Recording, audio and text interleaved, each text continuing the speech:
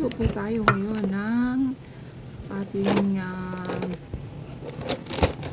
ating lasagna. So ayan guys, ito yung mga ingredients. Meron tayong Alaska, pero one can lang ang gamitin natin. At itong tomato paste, quick melt cheese, nutmeg, at tomato spaghetti sauce tayo. Lasagna sauce tayo. So ayan, meron akong nabili ditong ground beef, at ayan, meron tayong beef cubes at bawang sibuyas. So ayan, mag-umpisa na po tayo. Meron tayong oil, yan ang ating oil. Ito na, napakuluan na natin ang ating ground beef. So maggisa na po, muna tayo, magluto natin ang ating pasta. Yan, magpakulo tayo ng tubig at lagyan natin ng asin at konting mantika. Ito po yung ating pasta, yung ating lasagna pasta. So kung paano lutuin ang ating spaghetti pasta, ganon din ang ating lasagna pasta. So ayan, lasagna sheets, parang ganon. So ayan, antayin lamang natin na maluto guys, at bantayan natin na huwag ma-overcook. So ayan, kumulo ng ating tubig, at ayan, nagpainit na rin tayo ng mantika kasabay sa ating, habang nagpapalambot tayo ng ating lasagna pasta. So ayan, nagigisa na tayo ng bawang sibuyas para mabilis guys, kailangan sabay natin lutuin. Ayan po ang ating pinakuloang ground beef. So gisa-gisa lamang tayo dyan, gisa-gisa hanggang sa ito'y halo lahat. So ayan, may dinagdag pa tayong inubos na natin yung ating giniling natin pinakuluan kanina. So ayan, gisa-gisa. Antayin lamang natin na incorporate na yung ating yung paggigisa ng bawang sibuyas, at mahalo na, at yung lahat pantay na ang ating pagkagisa. So yan, halo-halo lang, halo-halo. Ayan, tinimpla natin ng asin, at meron tayong beef cube. Ayan. So dagdagan natin ng pamintang powder. Patuloy lamang ang paghalo. So yan, halo lang ng halo. Lumabas na po yung mga karagdagang mantika ng ating beef. Ilagay na natin. So yan, yung atong beef meat, at nilagyan natin ng tomato paste. Yan, tomato paste para kumapit din yung pagkapula ng ating beef meat. So ayan guys, halos na luto ng ating meat, at nagpantay na yung kulay sa ating tomato paste. Ihalo natin ngayon ang spaghetti sauce, at dalawa po ang aking ihalo, pero nilagyan ko muna siya ng cheese. Ayan, quick melt cheese. Hinaluan ko yung ating ginisang ground beef. So yan, yung dalawang pouch na spaghetti sauce, iuubos natin dito sa ating ginisang beef meat. Inuna ko muna yung ibap, 1 big can ng ibap. So yan, ayan, ubusin natin yung isang latang malaking ibap milk, kahit anong brand, okay lang yan. So ayan, gisa-gisa ulit, halo-halo ulit. Ayan, halo-haluin lang hanggang lahat ay pantay na ang ating pagkahalo. Ayan po ay ating ilagay na ang tomato sauce, spaghetti sauce. Iuubos natin yung dalawang pack na yan para magiging maraming ating naging saucy ang ating niluto. So yan guys, naglagay na natin, nagtunaw tayo ng ng butter para naman ito sa ating white sauce. So yan, white sauce para doon sa ating salansa ng ating lasagna. So ayan, matutunaw na ang lahat, halos matunaw na ang ating nilagay na butter at ilagay natin yung flour. Ayan. Ang flour ay 1/4 cup lang yan. So halu-haluin lamang siya ng ganyan at natural lang yung ganyan na parang may namumuo.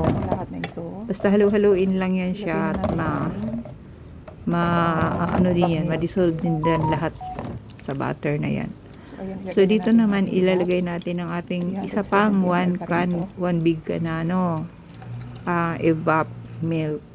Iuubos natin yan para marami yung ating white sauce. Sige lang, ayan lang, antayin natin na maubos yung isang lata na yan at patuloy lamang natin sa paghalo-halo ng ating white sauce. So ayan, halo-halo. So after nyan, natin haluin yan, ay susunod na natin ang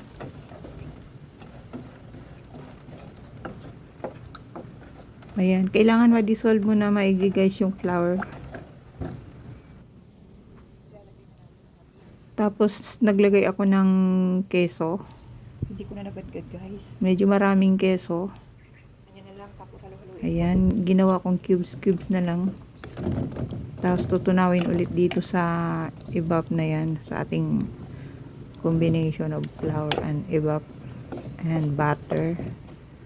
So ayan, tutunawin lang natin yan ang ating, antayin lang natin matunaw ang ating 160 grams. quick melt Kung may 165, cheese. mas maganda yun ang gawin nyo. Hanggang sa Po, kahit anong quick melt cheese. tuloy na ma-dissolve lahat ng buo-buo. Mozzarella cheese, kahit anong. So ayan po ang gusto ating nyong brand. gamit na mozzarella cheese. ayan So yung meron ating din mozzarella, tayong ang ating quick melt. Halo-haluin lang natin. ginadgad na quick melt. So yan, nilagay din natin ulit doon sa ating white sauce, dinagdag natin. Ibig sabihin pala mozzarella cheese. Haluin So lagyan natin ng nutmeg. Ayan, patak lang siya, mga ilang patak. So ayan na guys, lumapot na ang ating white sauce. Ayan, sarap ng ating white sauce guys. Ayan, ayan, tama na yung ganong consistency ng ating white sauce. So mag-assemble na po tayo sa tray. So ayan po ang ating tray. Ang una nating gawin, ayan, lagyan muna natin ng sauce yung ating yung ating tray. Yung niluto natin kanina na ground beef. Ayan. Ganyan lang po kasimple guys ang paggawa ng ating lasagna. So ayan na po yung naluto na natin na lasagna pasta. Pagkatapos ng meat ay yun naman ang lasagna pasta. Ano lang guys, ulit-ulitin lang natin kung ano yung inumpisahan nating ginawa. Yung mga bakante-bakante dyan sa gilid, nilalagyan ko lang ng mga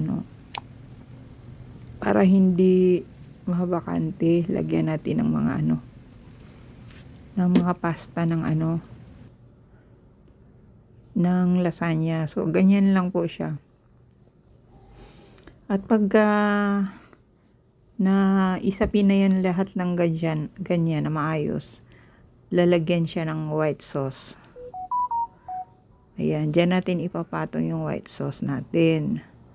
At uulitin natin ulit yung ginawa natin. Yan. Meat naman. Ground meat naman na may sauce. Then, ayan. Ulit-ulitin lang natin hanggang sa lahat ay matapos. 2 tray po yung ginawa ko na yan. 2 tray. Ang dami na palang magawa sa isang box na ng spaghetti, ng pasta, ng lasagna pasta. Ng isang box na yon. 2 tray na pala ang magagawa. So, ayan guys. White sauce na naman ang nilagay natin. Ganyan lang, ganyan kasimple. So, patuloy lang hanggang sa puno natin, makarating tayo sa level ng ating tray.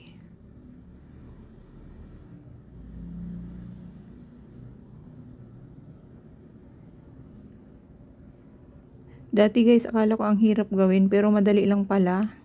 First time ko kasing gawin ito. Kaya ngayon may idea na ako na ganito lang pala siya gawin. So siguro kung gagawa ko ulit next time, hindi na ako mangangapa kasi ayan, may na tayo, may experience na tayo. So ayan. Ang pala guys, yung pagluto ng pasta nung lasagna, siguraduhin nyo na hindi siya matigas kasi mag-firm din siya pag lumamig. Mag-firm siya pag lumamig. So, kailangan, so ayan na. Ayan na yung ating nakabuo na tayo ng 2 tray. Ayan, binake ko yan. Nakalagay naman dyan kung ilang degrees ang ating oven. So, ayan na yung ating finished product.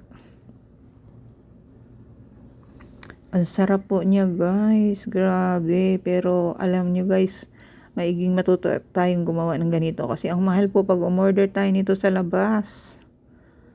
Sobrang mahal. Samantalang, pag gumawa tayo sa bahay, ayan, makakain ka pa sa gusto mo, want to sawa ka dyan. Hindi katulad sa labas, pag bumili ka, nabibitin ka pa minsan dahil mahal.